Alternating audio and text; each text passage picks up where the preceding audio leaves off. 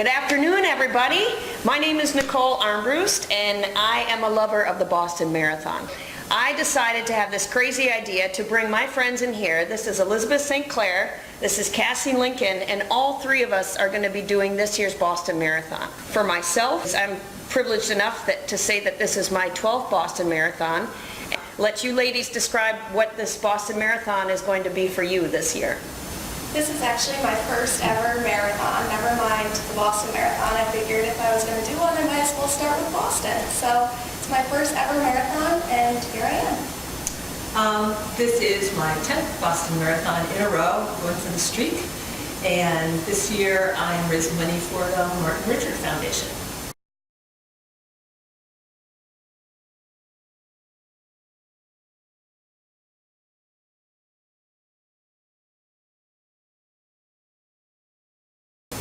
So Elizabeth is the streaker, and Cassie is the newbie. But we decided to have a nice discussion today about the Boston Marathon.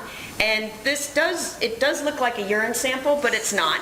We are having, yeah, I'll test it out on camera. We decided to have a nice little laid-back, casual discussion because we want Cassie here to run her best, not first marathon, but her best Boston Marathon.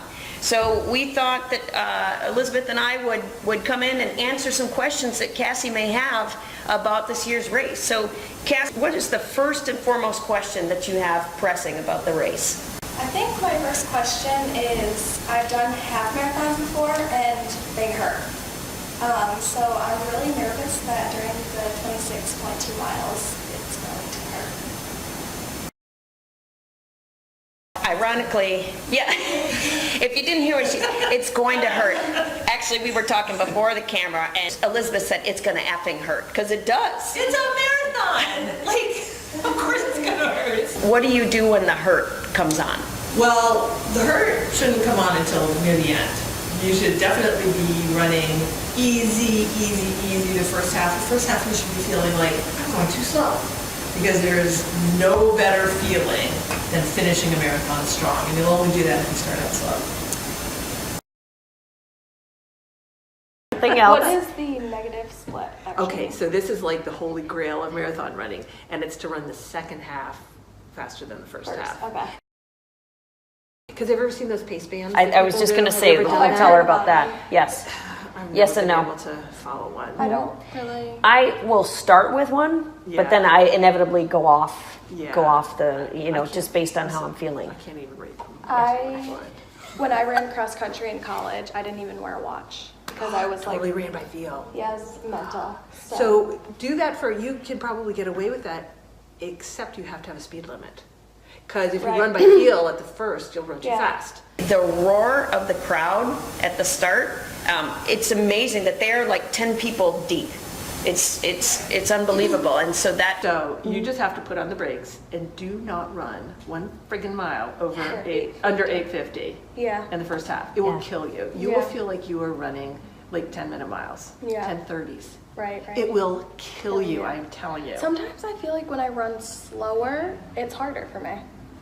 Like it's that eccentric control, right? Like Especially I'm going on the through like, downhills. yeah, I'm like, all right, I really should be.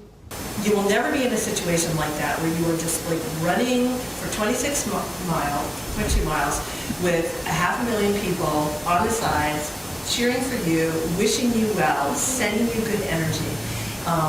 But to be able to, there's a way that you can just like feel that energy and let it send you. It does kind of those last couple miles. I've had some tough moments in those last miles, and write your name on your bib. That's the other thing, because then people will cheer for you. So I always write Lizzie on there. So people are standing right there, and I'm like, trying to beat out my calf cramp, and they're like, "You can do it, Lizzie! You can do it, Lizzie! Come on, Lizzie! You got this! You got this!" Like, oh my God, you got this! And it just kind of, it's cool. Yeah, it's really cool. And that's unlike anything else. Like if you were to write your name on and go walking down the street here in Williamstown, people would be like, okay, why is that person? Maybe they're forgetful. They can't remember their name. But a really funny story that I have is I was just talking to my friend about this when we ran in 2011, and he had been using an iPod just to listen to music. And about mile 11, we're going along. We had just finished a water station. he's looking at his hands. And I was like, what's the matter? He's like, my iPod. He goes, I don't have it anymore.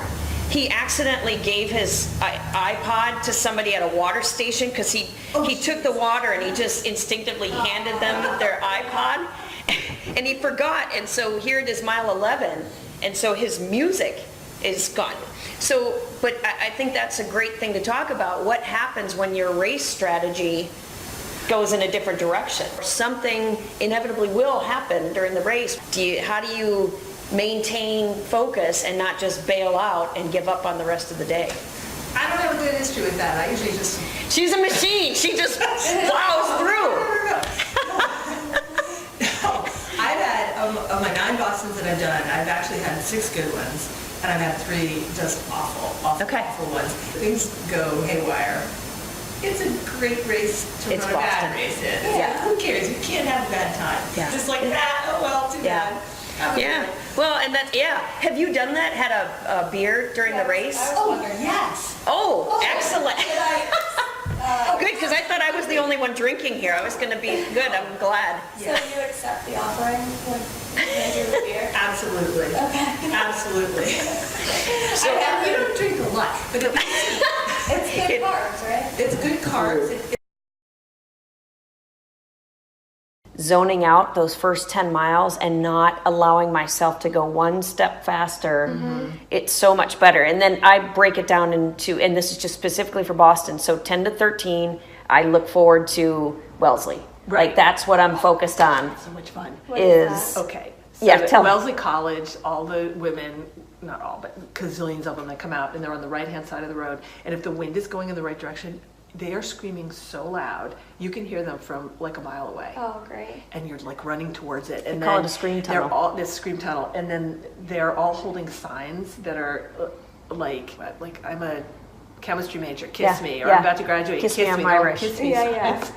and you will see men like Oh darting my God, over. it is hysterical. I always run like way over to the left Yeah. so that the guys can run over. Yeah. But they're also like all like, you know, girl power. And Yeah. Oh yeah, whatever, it's and really, high-fiving, and it's it is insane. very Yeah. empowering. Really- Then all of a sudden you're at mile 16, and that is when I turn from, oh, I love this race, and like, okay, now I got to turn on my mental switch Yeah. because it's like this is where it's going to start getting You gotta good. dig, yeah. Yeah, that's So- where. So that's the first hill. So you have this really bombing downhill right into Newton. Is that what it is? It's like this bomb, like a 15 and a half. And then once that's over, you climb, and it's kind of the grossest hill, I think. Don't you think? Grossest. It's just gross. Yeah. It's the overpass over 95, and it's steep, and it's like it's really open. That's a good thing. So it's like not crowded or whatever. At least, but if it's windy, it's like bitching up Yeah. there. If it's hot, it's really hot up Yeah. there. Like it's really exposed to the Right. elements. So, and this is like a long freaking slog. Yeah, But Worse than heartbreak? definitely, because there's nobody on it Right. really. I mean, there's not a lot of spectators. So you're just yeah, like, it's a ugh. tough. So yeah, so it's a good place to like pick up somebody and start chit-chatting, you know, Yeah, to yeah. distract you if that works for you. Yeah, it Yeah. does. I always do that on Heartbreak Hill. I always find somebody who's struggling and run with them and Yeah. talk to them to distract me. Yeah. Yeah. Smart. Except for last year I didn't. No, last year I did. Okay. I was really So struggling. you guys don't run with music? I run with one earbud. I have Okay. like a cut off. It's cut off. It only has one. I just like got one Nice. off.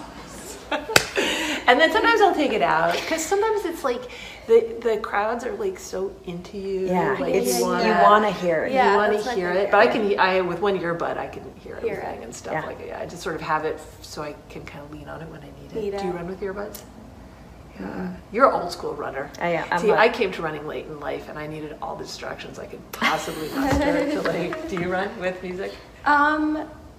Yes, but competitively no, because Oh, in it's like not cross loud. country, Yeah. yeah. So do you can't. think have you been you've been training with music Yeah. probably? So. Yeah. But I'm going to say those miles after Heartbreak Hill, you have this awesome moment when you go through BC and everyone's giving you beers and they're cheering for you and it's crazy. And then you go bombing down into the graveyard and then that long, dreadful stretch on Common Avenue, it's pretty tough.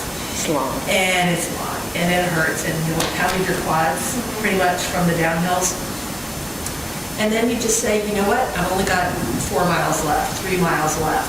Just I run stoplight to stoplight in there. Oh, that's a good just strategy. I like Divide it that. up. And when it really hurts, I tell myself what we just said, of course it hurts, I'm running this friggin' marathon. Have you heard about the Citgo sign? Yes. Okay, I mean, so you have- it's near. See, look at this, she's already an expert. That's I'm awesome. reading blogs. Okay. It is, it's like this beacon of like hope in the distance, but it's not, Dan's not as near as we want it to be. Yeah, that can be misleading. We're finishing up, and we're at 22 and 23, but where you just, and that's around where Sitco is, and it's like, okay, we're getting there, and then the best part is when you go under the last, so it's Yeah, so called that an underpass? Yeah, you go under and then you come out and it's a little bit more and you take a right on Hereford. And that's actually like 2 blocks and it's uphill and it's poopy. It doesn't seem like it, but it's like, ugh. And then you come up and you're at the top of Boylston and you take a left and you're like, oh my God. And you cannot, I mean, you just like, you won't believe it. Yeah, I have a hard time saying, like You can see it, but this is why they, that's right. It's right on Hereford, left on Boylston, because that's when you know it's party time. Yeah. Like, that's the Except for those best. 2 blocks in Hereford are kind of boogery. I've I, walked there. half the time I'm just numb because I'm just so happy to get there, and Yeah. it goes by fast. But the ride down Boylston is awesome. You will never forget it. You Yeah. will never forget it. And the last couple of years, I've tried to. I can't make myself run to the left. Yeah, I don't do it either. Yeah, especially not in Boylston. Yeah, and the last couple of years since 2013, I've always tried to high five every emergency responder that's on the street. Yeah. Oh, and that's the other part that'll give you energy is thanking people and like to all the volunteers and stuff like that. It makes you feel, I mean, because you will feel it. It's just like, you can't believe all these people are out there like being so great and being so into it. And all these people, the water is stable, especially if the weather's gross and they're just like soaking wet. You're just like, thank you for being here. Yeah. And they'll be like, thank you for running. Yeah, And I'll be like- like, you're awesome. No, you're No, awesome. you are. It's like, it is, it's really that thing is a fun piece of it. Yeah. Yeah. So that's why there's no bad day at Boston. That's right, no matter what happens. Say, so what's your goal gonna be? Like your like generally, like your pace? To finish.